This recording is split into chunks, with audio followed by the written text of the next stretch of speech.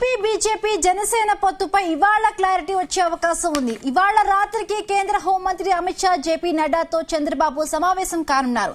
చంద్రబాబు అమిత్ షాతో భేటీ తర్వాత పొత్తుపై క్లారిటీ వచ్చే ఛాన్స్ ఉంది. మరొకవైపు ఢిల్లీలోనే ఏపీ బీజేపీ అధ్యక్షురాలు పురంధరేశ్వరి కూడా ఉన్నారు. ఒకవేళ పొత్తు ఓకే అయితే బీజేపీకి ఎన్ని ఎమ్మెల్యే ఎంపీ సీట్లు ఇస్తారన్న దానిపై కూడా క్లారిటీ రానుంది.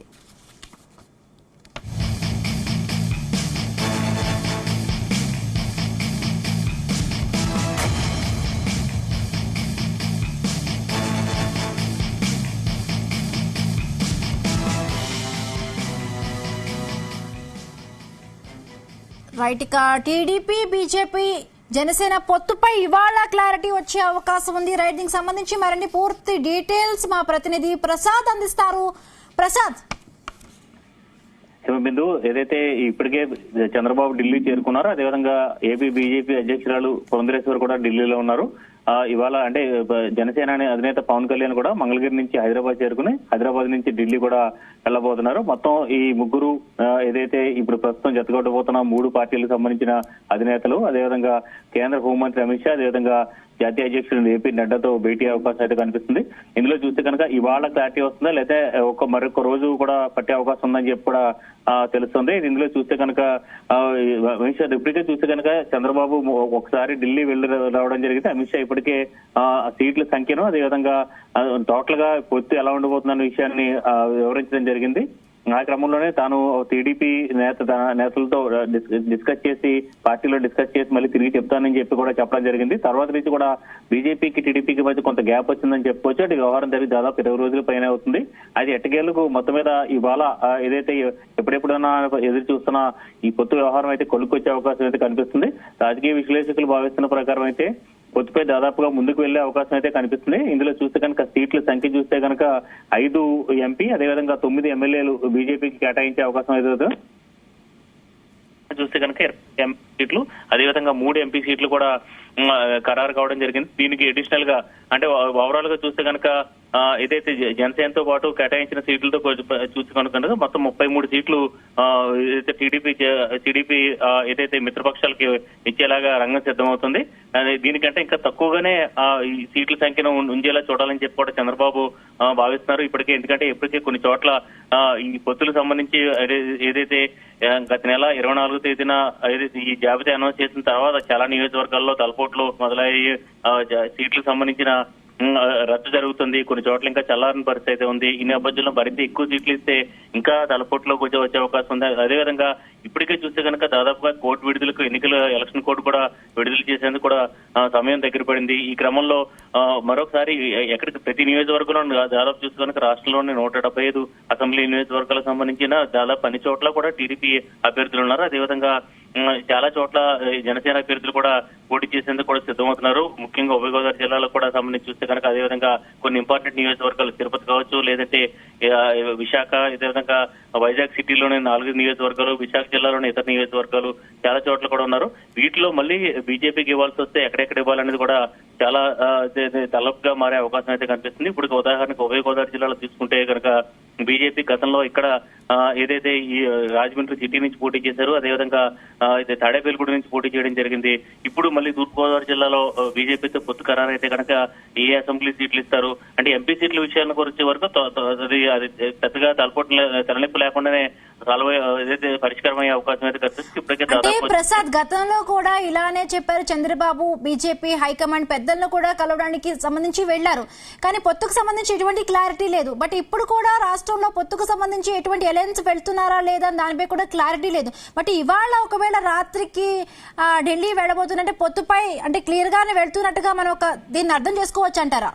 ఖచ్చితంగా, ఎందుకంటే ఇప్పటికే అంటే బీజేపీ రాష్ట్ర అధ్యక్షురాలు పురంధరేశ్వరి కూడా అక్కడే ఉండడం జరిగింది. మొన్న కూడా జాతీయ కార్యవర్గ సమావేశాల్లో కూడా పాల్గొనడం జరిగింది. అదే ఏదైతే నిన్న కూడా సోమవీర్రాజు ఢిల్లీ వేదికగానే చాలా కీలకమైన కామెంట్స్ కూడా చేయడం జరిగింది.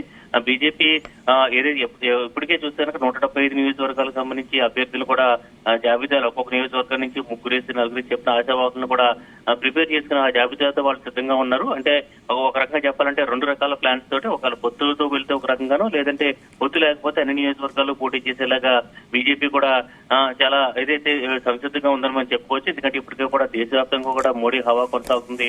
మరోసారి ఎన్డీఏ అధికారంలోకి రాబోతున్న సంకేతాలు కూడా వస్తున్నాయి. ఈ నేపథ్యంలో రాష్ట్రంలో ఏదైతే ఎంతవరకు అన్ని చోట్ల కూడా పోటీ చేస్తే కొంతవరకు కొన్ని స్థానాలైనా గెలుచుకోవచ్చు అని చెప్పి కూడా ఒక అంచనా అయితే ఉంది.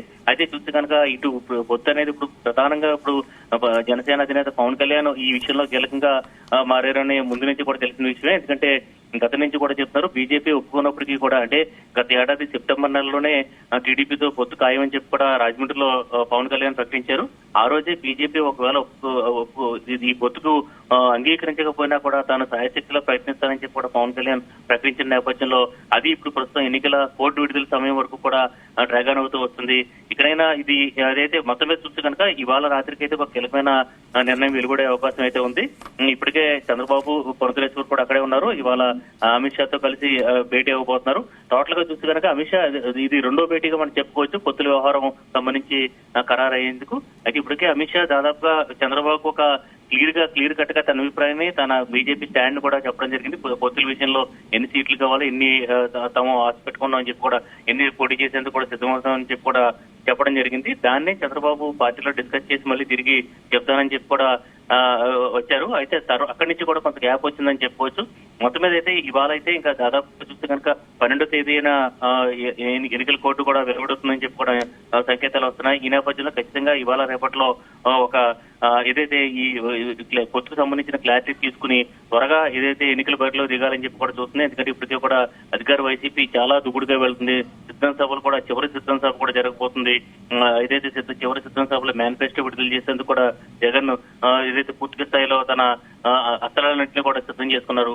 ఈ నేపథ్యంలో ఏదైతే ముందుగా ఈ పొత్తు ఖరారు చేసుకోవడం, తర్వాత కేంద్రం నుంచి నిర్దిష్టమైన హామీలు ఏదైతే ఇప్పటికే చూస్తే కనుక బీజేపీ రాష్ట్రానికి అన్యాయం చేసిందనే భావన రాష్ట్ర ప్రజల్లో, ఆంధ్రప్రదేశ్ ప్రజల్లో చాలా బలంగా ఉంది. ఒకవేళ మోడీ దేశవ్యాప్తంగా మోడీ హవా అయితే ఉండొచ్చు, కానీ ఆంధ్రప్రదేశ్ విషయానికి వచ్చే వరకు ప్రత్యేక హోదా కావచ్చు, లేదంటే విభజన హామీలు కావచ్చు, ఇలా అనేక విషయాల్లో ఆంధ్రప్రదేశ్ కి న్యాయం చేయలేదు ఎన్డీఏ ప్రభుత్వం. గతంలో చంద్రబాబు గారు పోరాడి ఢిల్లీ వేదిక ధర్మ పోరాట దీక్షలు కూడా చేస్తున్నారు. అప్పుడు కూడా చాలా ఈ ప్రభుత్వంలో కూడా దాదాపుగా ఏటిని కూడా పూర్తిగా సాకారం కాలేదు. ఈ నేపథ్యంలో నిర్దిష్టమైన హామీలు కొన్ని వీటిని ముఖ్యంగా ఆకర్షణీయమైన హామీలు కొన్ని వీటిని ఎన్నికల ముందు బీజేపీతో ప్రకటించేలాగా ప్లాన్ చేస్తున్నట్టుగా కూడా అర్థమవుతుంది. ఈ నేపథ్యంలో ఒక ప్రధానంగా చూస్తే కనుక ఒక ఉమ్మడి బహిరంగ సభ, అంటే ఇప్పటికే చూస్తే కనుక చంద్రబాబు పవన్ కళ్యాణ్ ఏదైతే తాడేపల్లిగూడెంలో ఉమ్మడి బహిరంగ సభ నిర్వహించడం జరిగింది జెండా పేరుతో. అదేవిధంగా గుంటూరులో బీసీ డిక్లరేషన్ కూడా ప్రకటించడం జరిగింది. వీరితో పాటు ఇప్పుడు బీజేపీ కూడా ఈ పొత్తులో కనుక చేరితే కనుక ఉమ్మడి బహిరంగ సభ, అంటే అమిత్ షా కావచ్చు, లేదంటే మరే పెద్ద నాయకులతో ఒక ఉమ్మడి బహిరంగ సభ నిర్వహించి రాష్ట్ర ప్రజలకు ఒక భరోసా ఇచ్చేలాగా ముందుకు వెళ్తారని చెప్పి కూడా భావిస్తున్నారు. మొత్తంగా చూస్తే కనుక ఎప్పుడెప్పుడైనా ఎదురు చూస్తున్న ఏదైతే ఈ పొత్తుల వ్యవహారం సంబంధించి చూస్తే కనుక ఇప్పుడు దాదాపుగా భేదాభిప్రాయాలు కూడా ఉన్నప్పటికీ కూడా బీజేపీతో పాటు వెళ్తేనే మంచిది. ఎందుకంటే కేంద్రంలో కూడా బీజేపీ మరోసారి అధికారంలోకి వచ్చే అవకాశం ఉంది కాబట్టి ఖచ్చితంగా బీజేపీతో స్నేహంగా, అంటే గతంలో జరిగిన విషయాలు పక్కన పెడితే ప్రస్తుతానికైతే మరోసారి ఎన్డీఏలోకి రీఎంట్రీ ఇవ్వాలని చెప్పి కూడా టీడీపీ కూడా భావిస్తుంది. దీనికోసం సీట్లకు సంబంధించిన మాత్రం తలనొప్పులు మాత్రం కొంతవరకు ఏర్పడే అవకాశం అయితే కనిపిస్తుంది. అంటే ఎంపీ సీట్ల విషయంలో పెద్దగా తలనొప్పులు లేనప్పటికీ కూడా ఎమ్మెల్యే సీట్లు మాత్రం బీజేపీ, అంటే ఇప్పుడు చూస్తే కనుక టీడీపీ వర్గాలు చెప్తున్న ప్రకారం ఇప్పటికే జనసేనకి 24 సీట్లు ఇవ్వడం జరిగింది. ఆ తర్వాత చూస్తే కనుక ఇప్పుడు బీజేపీకి 9 సీట్లకు మించి 9 సీట్లే కూడా చాలా ఎక్కువ. ఎందుకంటే ఎక్కడెక్కడ చేయాలో కూడా తెలియని పరిస్థితులు ఉన్నాయి. ఈ నేపథ్యంలో ఎంపీ సీట్ల వరకు ఎన్నిచ్చినా పర్వాలేదు, అసెంబ్లీ సీట్ల విషయంలో మాత్రం కొంత తలనొప్పులు తలెత్తే అవకాశం అయితే కనిపిస్తుంది. దీన్ని ఎలా పరిష్కరిస్తారో చూడాల్సిందే. మొత్తం మీద ఇవాళ రేపు ఢిల్లీ వేదికగా ఏపీలో బీజేపీ ఏదైతే ఎన్డీఏ కూటమిలోకి రీఎంట్రీ ఇవ్వబోతున్న టీడీపీకి సంబంధించిన కీలక పరిణామాలు కూడా చోటు చేసుకునే అవకాశం ఉంది.